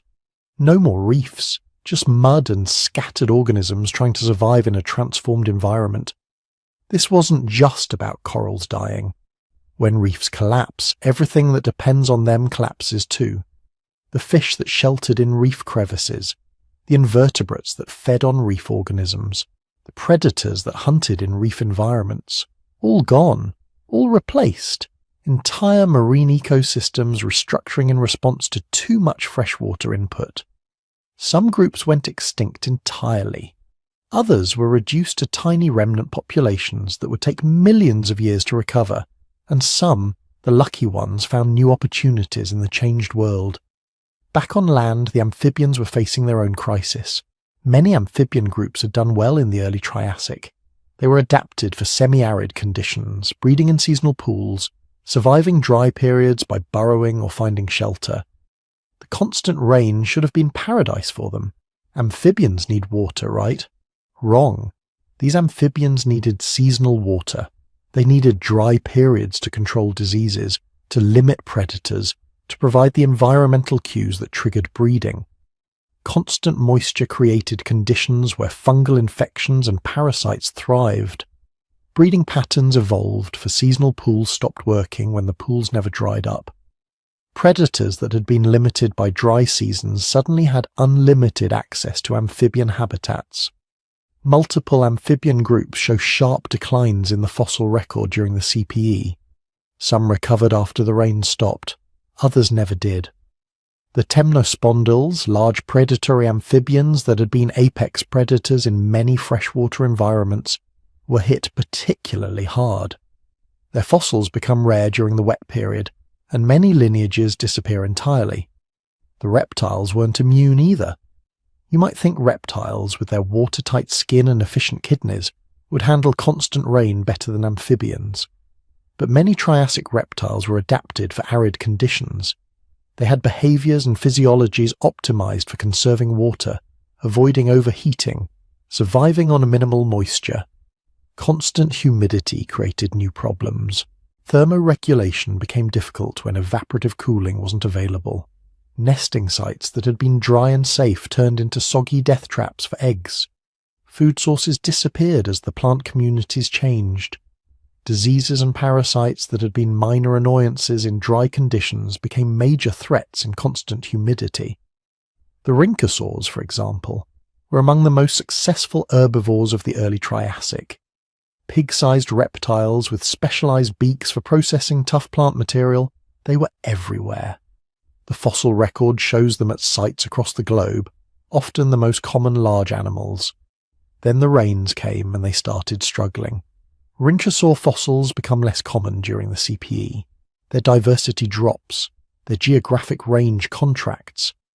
They were losing ground to other herbivore groups that were better adapted to the new conditions. By the end of the wet period, rhynchosaurs were in decline. They wouldn't go extinct immediately, but they never recovered their former dominance. The world had changed, and they couldn't change fast enough to keep up. This is what makes the fossil record from the Carnian pluvial episode so fascinating and so tragic. It's a snapshot of a world in transition, caught between two stable states. Rock layers from just before the event show diverse, established communities, animals and plants that have been living together for millions of years, complex food webs, ecosystems in balance. Then you hit the CPE layers and everything gets weird. The same formation starts showing mixed communities, species that lived in dry environments buried alongside species from wet environments, extinct groups overlapping with their replacements, high diversity in some sites, mass death assemblages in others. It's chaos frozen in stone. Paleontologists can track this transition site by site, layer by layer. In the Germanic basin of Central Europe, normally arid sediments are interrupted by thick sequences of lake deposits and river channels. The fossils change completely. Dry adapted plants disappear, replaced by moisture-loving ferns and conifers. In Argentina's Istigualasto formation, you see the same pattern, dichroidium forests giving way to conifer-dominated communities. But here's what makes it truly remarkable. Even as established groups were dying off, new groups were emerging. Evolution doesn't take breaks. While some species were going extinct, others were diversifying, moving into newly available ecological niches, experimenting with new survival strategies. The constant rainfall created environments that hadn't existed before: extensive wetlands, year-round rivers, vast lake systems that persisted for thousands of years. These new habitats needed new specialists, and evolution provided them. Small reptiles adapted to living in and around water, developing features for swimming and hunting aquatic prey. Plants evolved that could handle being waterlogged year-round, creating the first true swamp ecosystems. Insects diversified explosively, taking advantage of the abundant moisture and plant life. The fossil record shows numerous new insect groups appearing during the CPE, particularly ones associated with wetland environments. Even some of the groups in decline were producing innovative species. The cynodonts, advanced mammal-like reptiles that had been moderately successful in the early Triassic, began experimenting with new body sizes and diets during the wet period. Some became tiny insect eaters, exploiting the explosion of bug life. Others grew larger, becoming specialized herbivores or omnivores. These experimental lineages would eventually give rise to true mammals, though that was still far in the future. The key insight is that the Carnian pluvial episode wasn't just about death. It was about transformation. Yes, many species went extinct. Yes, established ecosystems collapsed. But the chaos created opportunities. Every extinct species left behind an empty niche. Every collapsed ecosystem created space for something new. And the group that would ultimately benefit most from this chaos, that would use the opportunities created by 2 million years of rain to launch themselves into dominance, were the dinosaurs. But they weren't ready yet. They were still marginal, still rare, still waiting for their moment. That moment was coming. But first they had to survive the rain. They had to adapt to the new world being created around them. They had to outlast the species that were bigger, more established, more successful in the old world. They had to prove they were more than just another group of Triassic reptiles. They had to prove they could inherit the Earth. Now here's where things get really interesting, because while the rest of life was drowning, struggling, going extinct in waves, there was one group of animals that was about to have the best 230 million years of their existence, and they started out as nobody special. Before the rain came, dinosaurs were losers. That's not an exaggeration. Picture the Triassic world around 237 million years ago, just before the deluge started. The dominant land animals were definitely not dinosaurs. They were animals called archosaurs, the ruling reptiles, but not the dinosaur branch. We're talking about massive predators called Rauisuchians, some as big as modern elephants, with skulls 3 feet long filled with teeth like steak knives. We're talking about heavily armoured herbivores called etosaurs, built like scaly tanks, some reaching 15 feet in length. And competing alongside them were the cynodonts, advanced mammal-like reptiles that were smart, adaptable, and successful. And then there were dinosaurs, small ones, marginal ones. Dinosaurs that most paleontologists estimate made up maybe 5% of the animal life in any given ecosystem, maybe less. The earliest dinosaurs we know about were creatures like Eoraptor and Herrerasaurus, living in what's now Argentina around 231 million years ago. They were small, maybe 3 to 6 feet long, bipedal runners that probably ate whatever they could catch or scavenge. They weren't apex predators. They weren't dominant herbivores. They were opportunists living in the shadows of much larger, much more successful animals. Their leg structure was interesting, but not obviously revolutionary. They had an upright stance, legs positioned directly under their bodies rather than sprawling out to the sides like most other reptiles. This made them relatively efficient runners, but plenty of other animals were fast too. They had grasping hands with flexible fingers, useful for catching small prey, but again not unique. They were probably warm-blooded or at least had elevated metabolisms compared to typical reptiles, but we're not sure, and even if they were, other animals might have been too. In short, early dinosaurs were just another group trying to make it in a world dominated by others. And then the sky broke open. When the Carnian pluvial episode began, those dominant animals, those massive Rausuchians and heavily armoured Etosaurs, suddenly found themselves in a world they weren't built for. Remember, these were animals adapted to relatively dry seasonal environments. Their massive bodies required huge amounts of food. Their territorial ranges were enormous. Their reproduction strategies assumed relatively stable conditions. The mega-monsoons destroyed all of that. Territories flooded. Food sources vanished. Temperature regulation became a nightmare for animals carrying hundreds of pounds of body mass, and their reproduction was too slow to adapt quickly. Most of these dominant animals laid eggs, probably in specific nesting sites that had to be dry. When those sites flooded year after year for thousands of years, entire generations failed to hatch. But dinosaurs were small enough to be flexible. They could survive in marginal habitats. They could exploit temporary resources. Most importantly, they could move. When one area flooded, they could walk to another. When food disappeared in one region, they could run to the next valley. This is what biologists call an ecological release event. The dominant competitors get knocked back, and suddenly all these marginal players have room to breathe, room to evolve, room to diversify. And diversify they did. The fossil record from the Middle and Late Carnian, during and right after the main pulse of the pluvial episode, shows something remarkable. Dinosaur diversity explodes.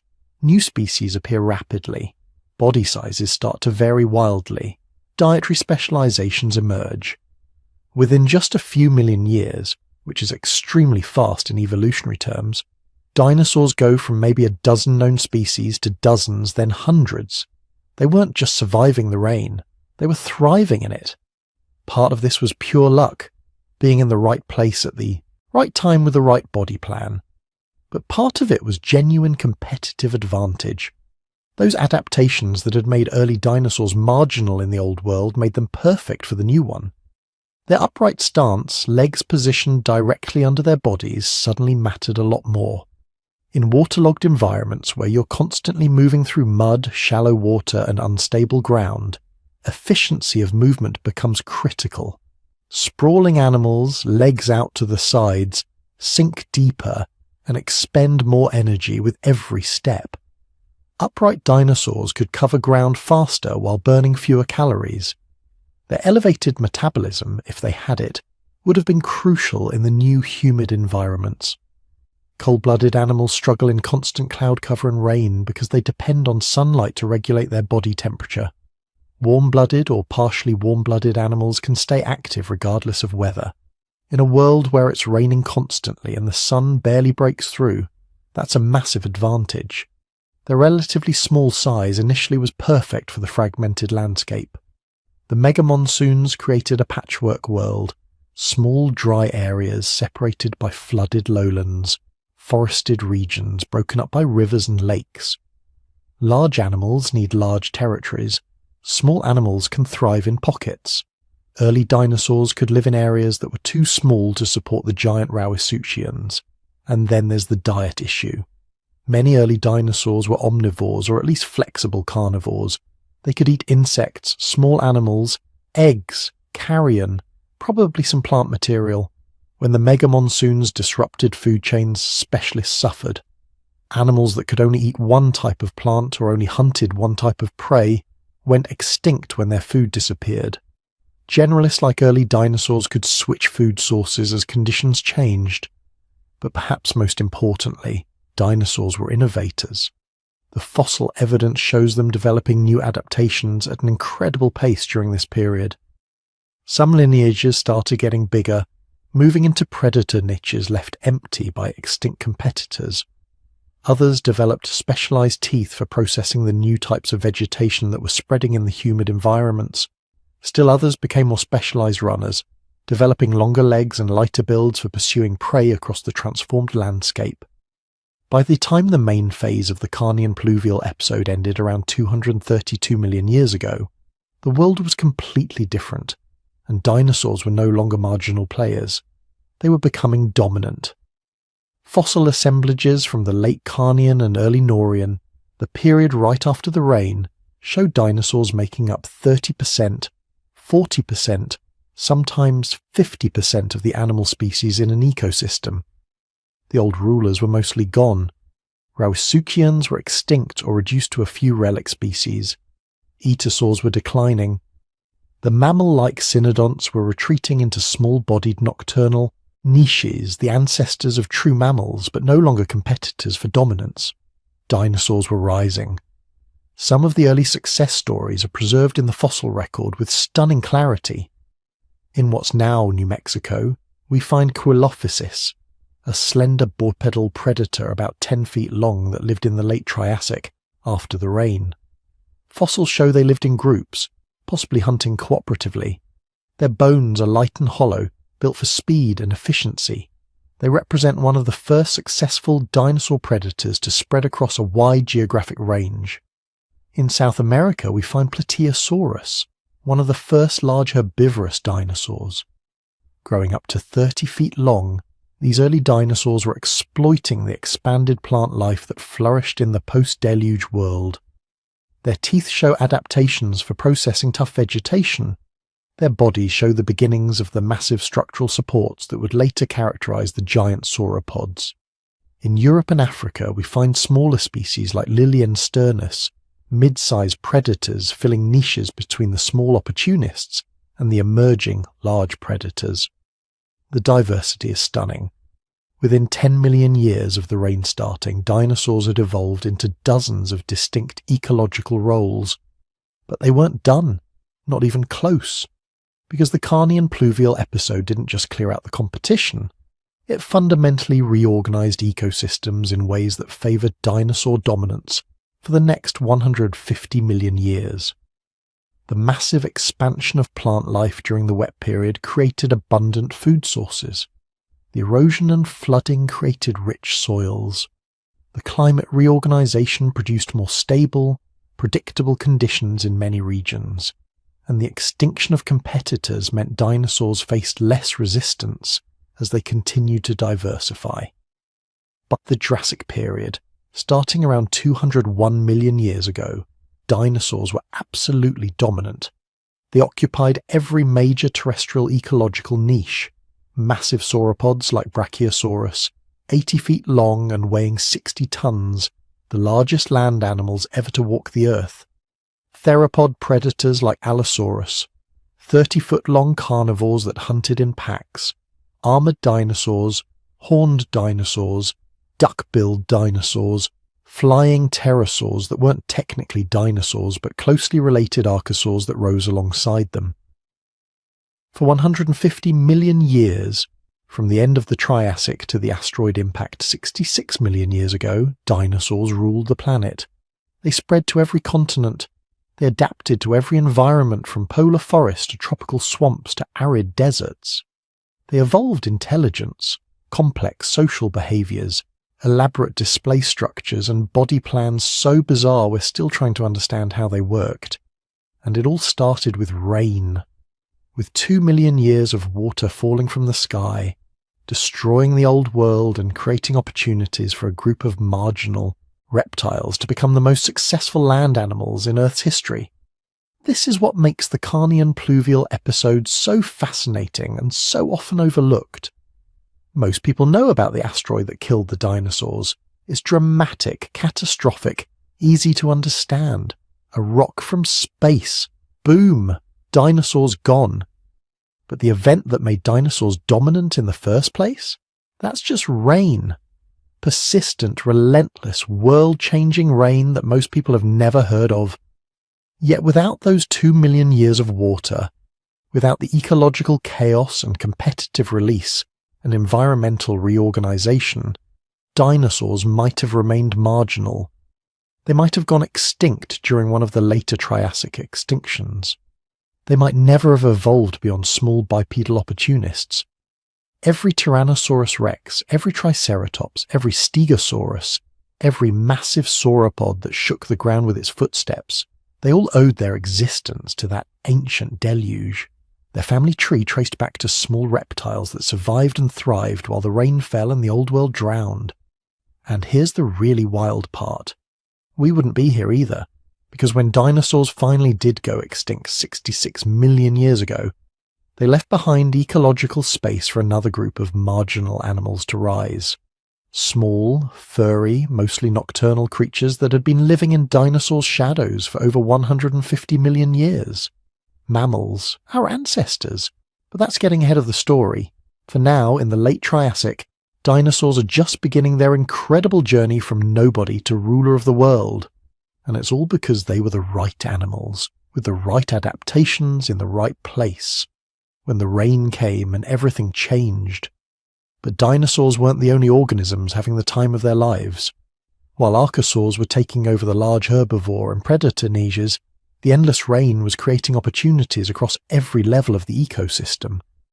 The Carnian pluvial episode wasn't just the age of early dinosaurs, it was the age of transformation for dozens of lineages that would shape life on Earth for the next 150 million years.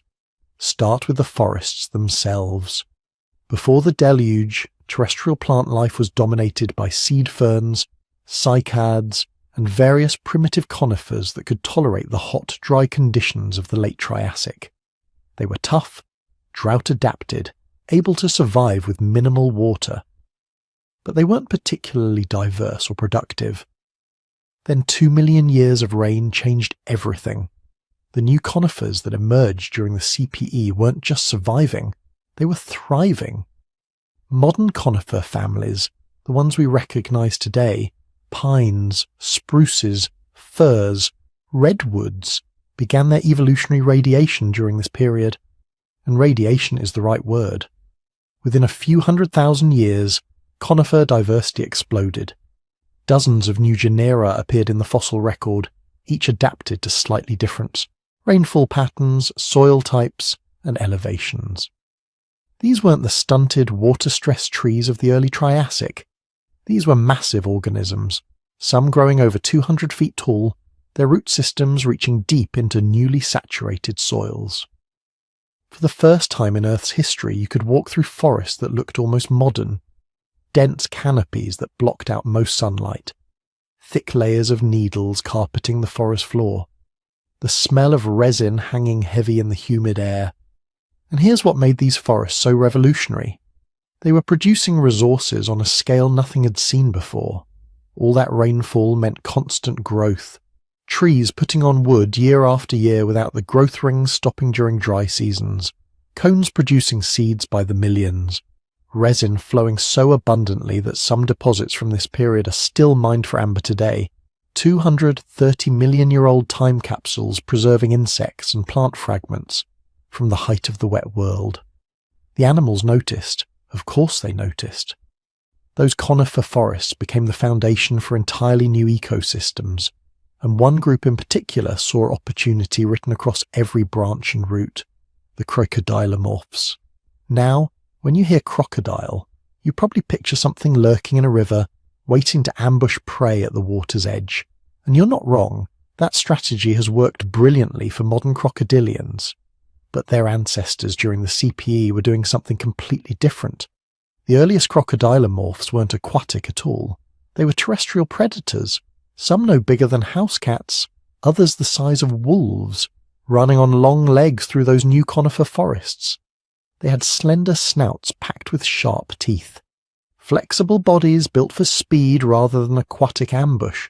Some species probably climbed trees, others dug burrows, a few became specialized insect eaters, but the endless rain created something these early crocodilomorphs couldn't ignore. Endless water, rivers that ran year-round instead of seasonally, lakes that didn't dry up every summer, wetlands that stretched for hundreds of miles, and in all that water, fish, lots and lots of fish. Different crocodilomorph lineages began experimenting with semi-aquatic lifestyles. Some developed flattened tails for swimming. Others evolved nostrils that migrated toward the tops of their snouts, letting them breathe while mostly submerged. A few lineages developed the armor plating that would become the signature trait of modern crocodilians. This wasn't a single evolutionary event. Multiple crocodilomorph groups independently discovered that those CPE-created waterways were ecological gold mines. By the end of the rainy period, you had dozens of distinct semi-aquatic and fully aquatic crocodilomorph species, from tiny fish eaters no bigger than otters to massive predators approaching 20 feet in length. The pattern would continue for millions of years. Every time conditions changed, crocodilomorphs would adapt, diversify, try new survival strategies. They became one of the most successful vertebrate groups in Earth's history, and it all started with that first crocodilomorph looking at a CPE-created river and thinking, I wonder what's down there. While crocodilomorphs were conquering the waterways, another group was looking up, way up, the pterosaurs, Earth's first true flying vertebrates. And the CPE gave them exactly the world they needed to evolve and diversify. The earliest pterosaur fossils appear right at the beginning of the Carnian pluvial episode. Coincidence? Probably not. Flying requires specific atmospheric conditions. You need air dense enough to provide lift, but not so humid that wings get waterlogged. The CPE, for all its wetness, created exactly those conditions across vast regions. Those first pterosaurs were small, probably no larger than modern seagulls. They had long tails that helped with stability during flight, teeth perfectly designed for catching insects or small fish, and wings. Those incredible wings. Not feathered like birds, which wouldn't evolve for another 80 million years, but membranous, stretched between elongated fourth fingers and their hind limbs like living kites. The physics of pterosaur flight are remarkable. They weren't just gliding like some modern lizards. They were capable of powered, sustained flight, flapping wings generating thrust and lift, banking, diving, climbing. True masters of three-dimensional movement, and the CPE gave them the perfect training ground. All those new conifer forests created updrafts and thermals as sunlight hit the canopy and heated the air beneath. The constant rainfall meant predictable wind patterns. The explosion of insect diversity, we'll get to that in a moment, meant endless food sources. Early pterosaurs weren't just surviving in this world. They were perfectly adapted to exploit it. Within a few million years of their first appearance, pterosaurs had diversified into multiple ecological niches. Some species specialized in catching insects on the wing. Others became fish eaters, skimming across those endless CPE-created lakes and rivers. A few evolved filter-feeding adaptations, straining tiny organisms from the water like airborne flamingos. They spread across Pangaea with remarkable speed. Pterosaur fossils from the late Carnian appear on multiple continents, evidence that these animals could travel vast distances. They were the first vertebrates to truly conquer the air, and they did it in a world drowning in rain. The oceans weren't being left out of the CPE revolution either. All that rainfall had consequences for marine ecosystems. Millions of cubic miles of fresh water pouring into the seas, lowering salinity in coastal regions, creating enormous brackish zones where rivers met oceans, changing ocean chemistry and circulation patterns.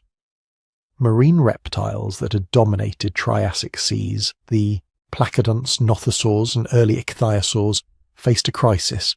Their preferred prey, shellfish and fish adapted to specific salinity levels, were being wiped out or forced to migrate.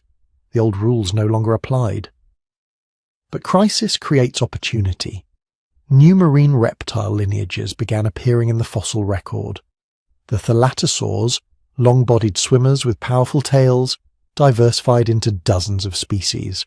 Some developed specialized teeth for crushing mollusks. Others became pursuit predators, chasing fish through restructured marine environments. The ichthyosaurs, already well established, underwent their own evolutionary radiation. New species appeared with different body shapes, feeding strategies, and size ranges. Some became deep-diving specialists, their bones showing adaptations for withstanding extreme pressure. Others stayed in shallow coastal waters, taking advantage of the brackish zones created by all that rainfall. Most remarkably, the CPE set the stage for the evolution of later marine reptile dynasties. The plesiosaurs and pliosaurs, which would dominate Jurassic and Cretaceous oceans, trace their ancestry to lineages that first appeared or diversified during the Wet World. The CPE had restructured marine ecosystems so thoroughly that entirely new survival strategies became possible. But perhaps no group benefited more from the endless rain than the insects. And when I say benefited, I mean exploded. Pre-CPE insect diversity was already impressive. Insects had been around for over 200 million years by this point. But the Wet World sent their evolution into overdrive. All those conifer forests created endless new habitats. All that standing water provided breeding grounds for aquatic larvae. All that humidity favoured soft-bodied insects that would have desiccated in drier climates. Modern insect orders that we recognise today, the beetles, true flies, lacewings, caddisflies, underwent massive diversifications during the CPE. The fossil record shows an explosion of new body plans, feeding strategies, and life cycles, all appearing within a relatively narrow time window. The beetles in particular went absolutely wild. Before the CPE, beetles were present but not particularly diverse. After, they became the most successful animal order on the planet, a position they still hold today with over 400,000 described species. The CPE created forests gave them everything they needed: dead wood to tunnel through, seeds to eat, other insects to prey upon, endless ecological niches waiting to be filled. The appearance of the first true flies during this period revolutionized decomposition and nutrient cycling. Fly larvae became essential components of the food web, breaking down dead plant and animal matter, recycling nutrients back into the soil. Without flies, those massive conifer forests would have been buried under their own debris. Aquatic insects diversified just as dramatically. The ancestors of modern mayflies, dragonflies, and caddisflies all trace back to CPE radiations. They developed complex life cycles, spending larval stages underwater and adult stages in the air, perfectly exploiting both realms of the Wet World. And all these insects provided food. Enormous amounts of food. For fish, for early crocodilomorphs, for pterosaurs, for small terrestrial vertebrates. Insects became the energetic foundation supporting multiple trophic levels. The Wet World ran on insect power. Which brings us to the most unexpected winners of all, the ancestors of mammals, the cynodonts and their close relatives, often called mammal-like reptiles, though that term isn't quite accurate. These were the inheritors of the Therapsid dynasty that had dominated the Permian, and they were staging a comeback. Before the CPE, cynodonts were doing okay but not great. They were mostly small insectivores and omnivores, keeping their heads down while archosaurs dominated the large animal niches. The great dying of the early Triassic had hit them hard, and they'd spent millions of years in recovery mode. But the Wet World changed their fortunes. All those insects we just talked about? Cynodont heaven. The diversification of conifer forests created ground-level habitats rich with invertebrate prey. The constant rainfall meant water was never a limiting factor, and perhaps most importantly, the explosion of archosaur diversity created evolutionary pressure that pushed cynodonts toward the adaptations that would eventually define mammals.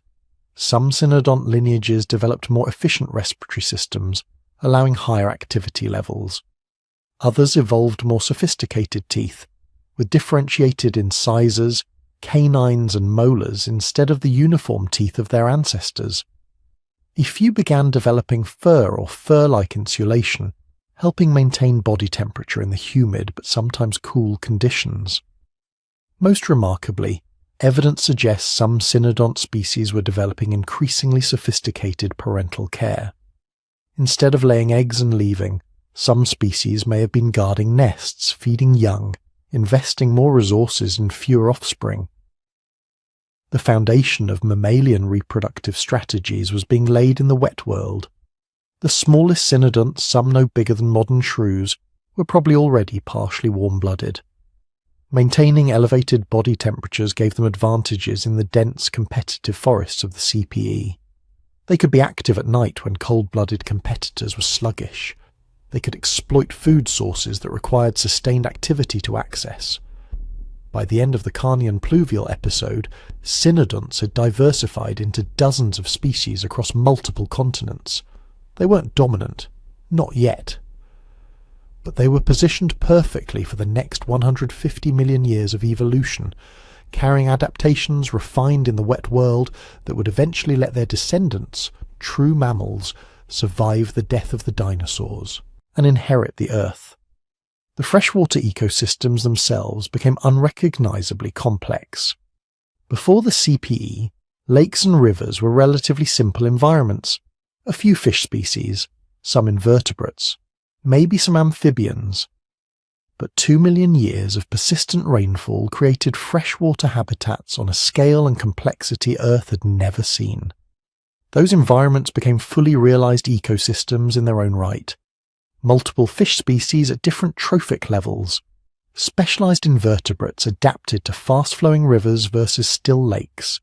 Amphibians diversifying into dozens of forms. Early crocodilomorphs transitioning to aquatic lifestyles. Aquatic insects forming the base of elaborate food webs. For the first time in Earth's history, freshwater ecosystems were approaching the complexity of marine environments. They would remain that way, continuously evolving and diversifying, right up to the present day. Every river, lake, and wetland you see today is the descendant of those CPE-created waterways, still following ecological rules established when the sky wouldn't stop crying. The wet world was creating winners everywhere you looked.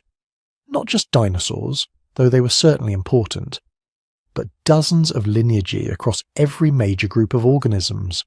Plants, insects, vertebrates of all kinds, all being transformed by endless rain into forms that would dominate for ages to come. This was the Triassic becoming the Jurassic. This was the old world dying and the new one being born. And it was all happening because the sky had broken open and wouldn't close for 2 million years. But nothing lasts forever. Not even rain that seems eternal. And then one year, in some unnamed place on the supercontinent of Pangaea, something changed. The rain that had fallen every single day for longer than anyone or anything could remember didn't come.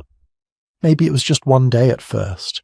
A single morning when the clouds parted and actual sunlight, real direct sunlight, touched ground that hadn't felt it in millennia.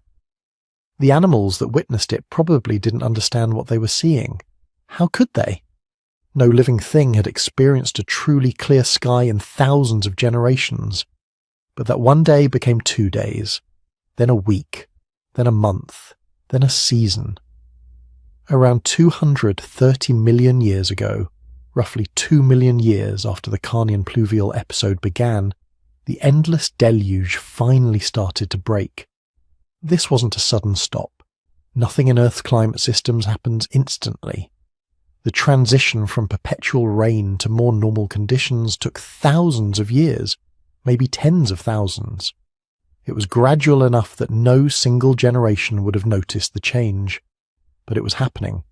Deep beneath the Earth's crust, the massive volcanic system that had been pumping carbon dioxide into the atmosphere for 2 million years was finally exhausting itself. The Wrangellia Large Igneous Province, that enormous volcanic complex stretching across what would eventually become Alaska and British Columbia, was running out of magma. The immense chambers of molten rock that had fed countless eruptions were cooling, solidifying, becoming dormant. Without that constant injection of greenhouse gases, the atmospheric carbon dioxide levels began to fall. Not quickly, but steadily. The enhanced greenhouse effect that had supercharged the hydrological cycle started to weaken. Here's what that looked like on the ground. In the tropical regions near the equator of Pangaea, the afternoon thunderstorms that had been a daily certainty for 2 million years started becoming less reliable. Some days they came, some days they didn't. The massive river systems that had carved channels across the landscape began to shrink. Not all at once, but year by year their flows decreased. Floodplains that had been underwater for geological ages started to emerge. Mud that had been saturated for millennia began to dry out and harden. Plants that had evolved to live in permanent swamps suddenly found themselves exposed to air and occasional drought. Most of them died, but some, the ones that had maintained or developed drought tolerance during brief dry spells in the rain, they survived. And in surviving, they inherited the earth.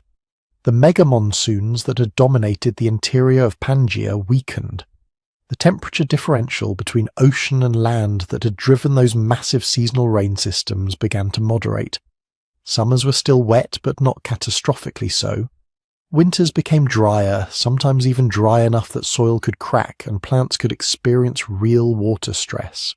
This was something new, something the world hadn't seen since before the rains began. For the first time in 2 million years, ecosystems had to deal with seasonality, with the concept of wet and dry periods. This forced another round of evolutionary adaptation.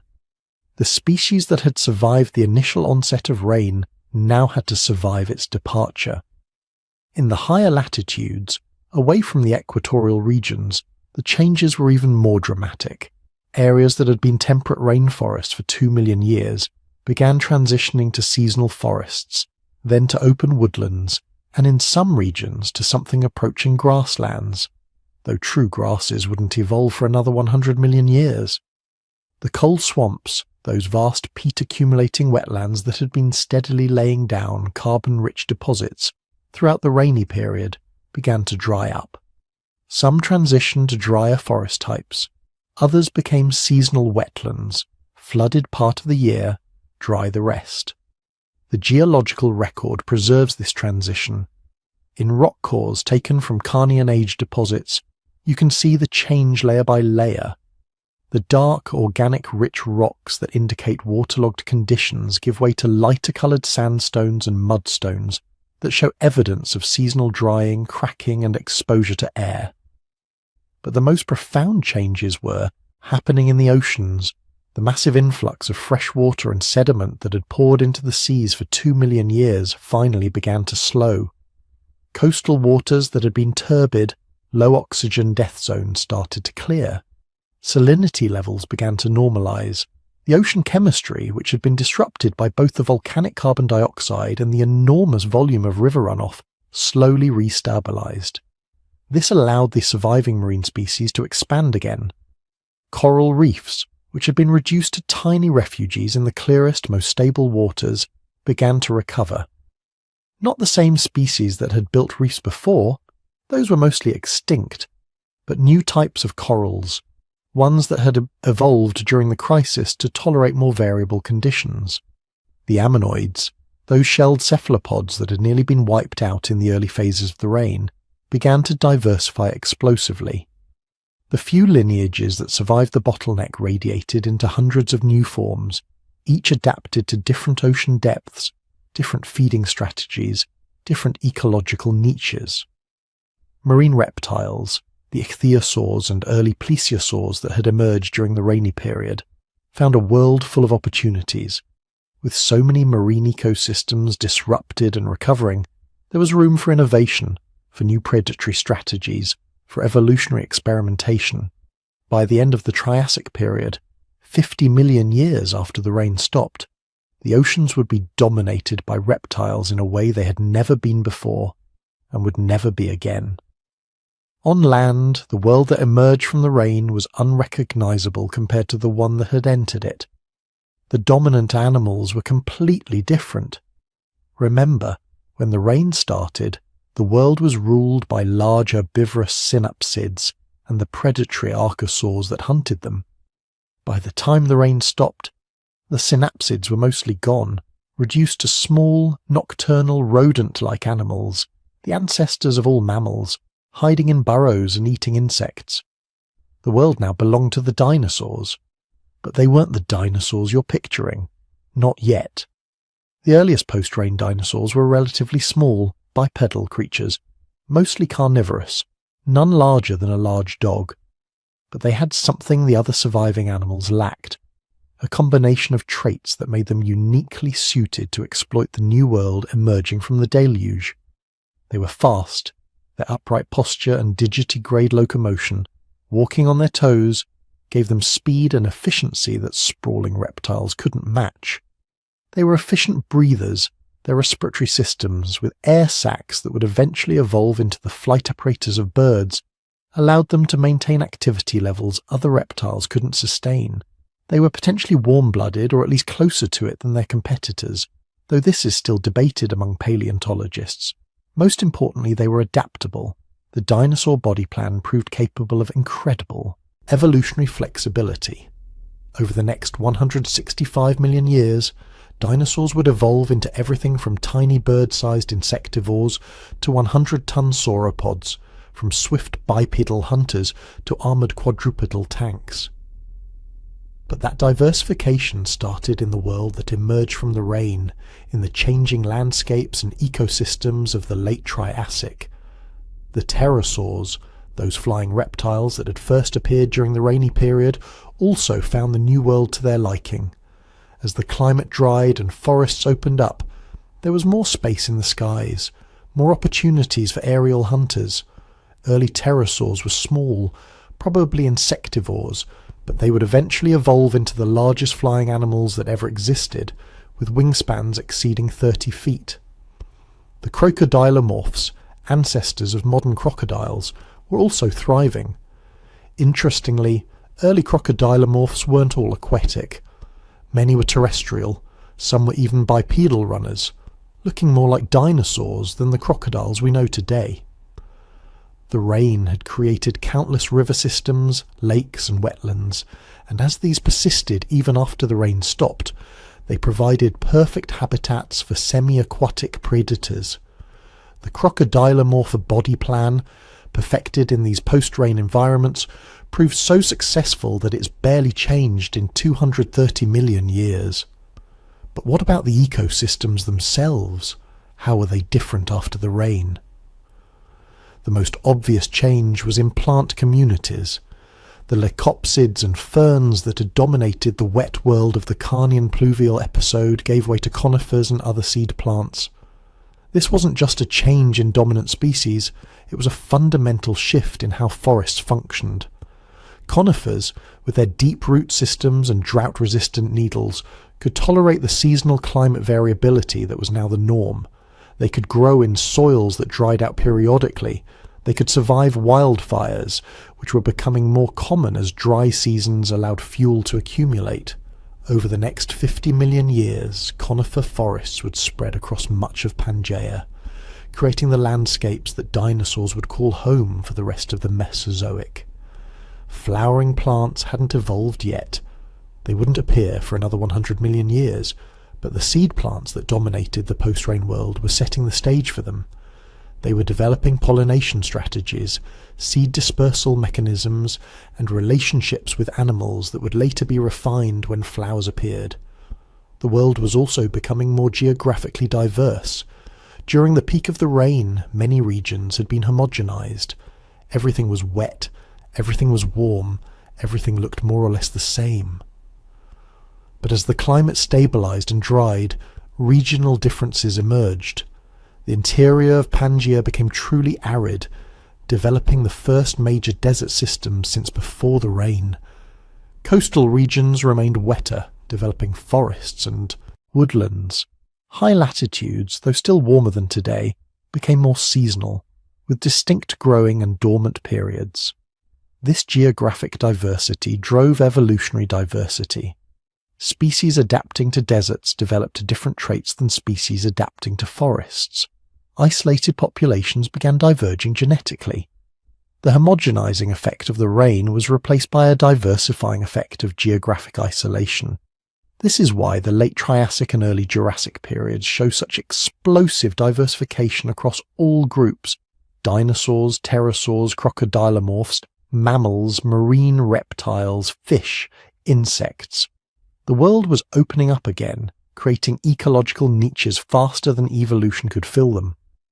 The geological evidence for all of this is written in rocks around the world. The Carnian pluvial episode created a distinct marker in the geological record, a layer of dark, carbon-rich sediments sandwiched between lighter-coloured, drier deposits. This layer is found on every continent, evidence that the rain really was a global phenomenon. Above this layer, the rocks tell the story of recovery and change. Sediments become coarser, indicating stronger seasonal rivers.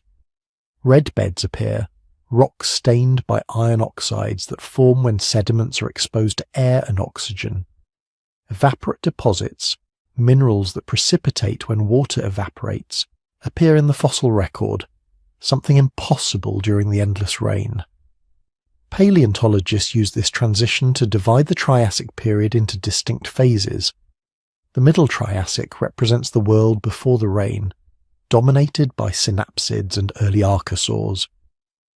The Late Carnian, during the rain itself, is a period of crisis and turnover, when old lineages go extinct and new ones emerge. The Post-Carnian, Late Triassic and Early Jurassic represent the New World, the age of dinosaurs beginning in earnest. This division isn't arbitrary, it's based on real, measurable changes in ecosystems, climate, and the species that dominated the planet. The Carnian pluvial episode was a hinge point in Earth's history, a moment when one world ended and another began. And here's what's truly remarkable when you step back and look at the big picture. 2 million years of rain, caused by volcanic activity pumping greenhouse gases into the atmosphere, leading to runaway climate change, ecosystem collapse, mass extinction, and eventual recovery into a new climatic regime. Sound familiar?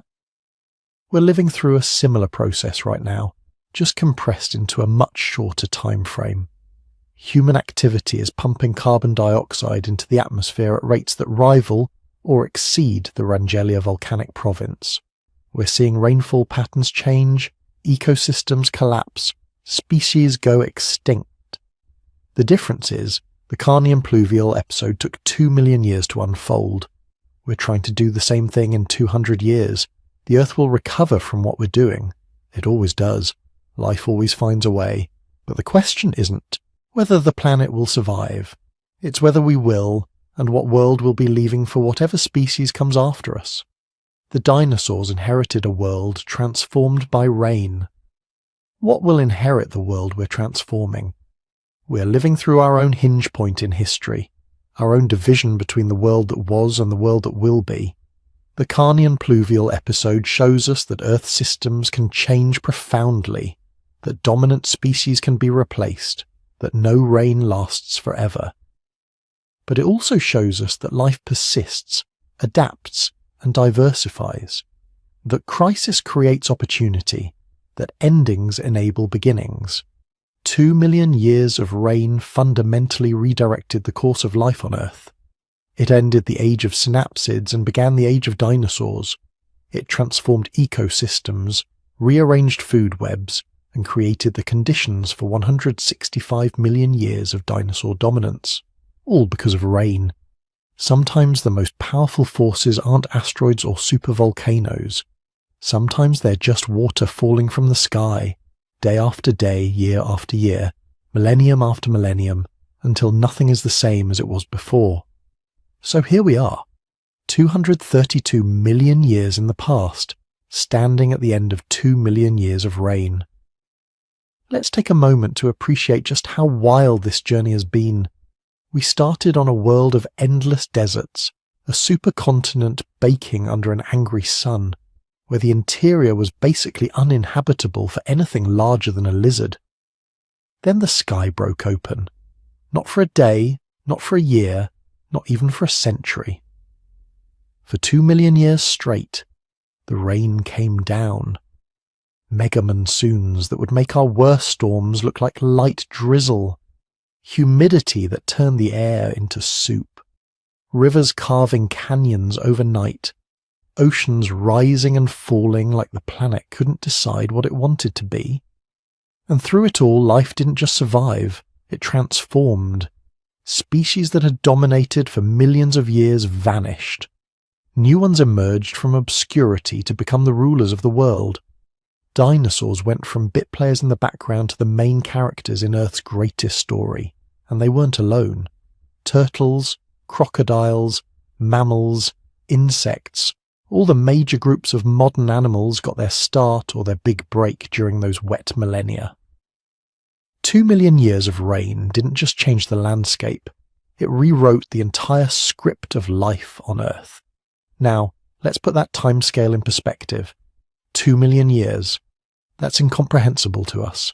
Human civilization, everything we've ever built, every city, every empire, every technological achievement, all of recorded history, that's about 10,000 years.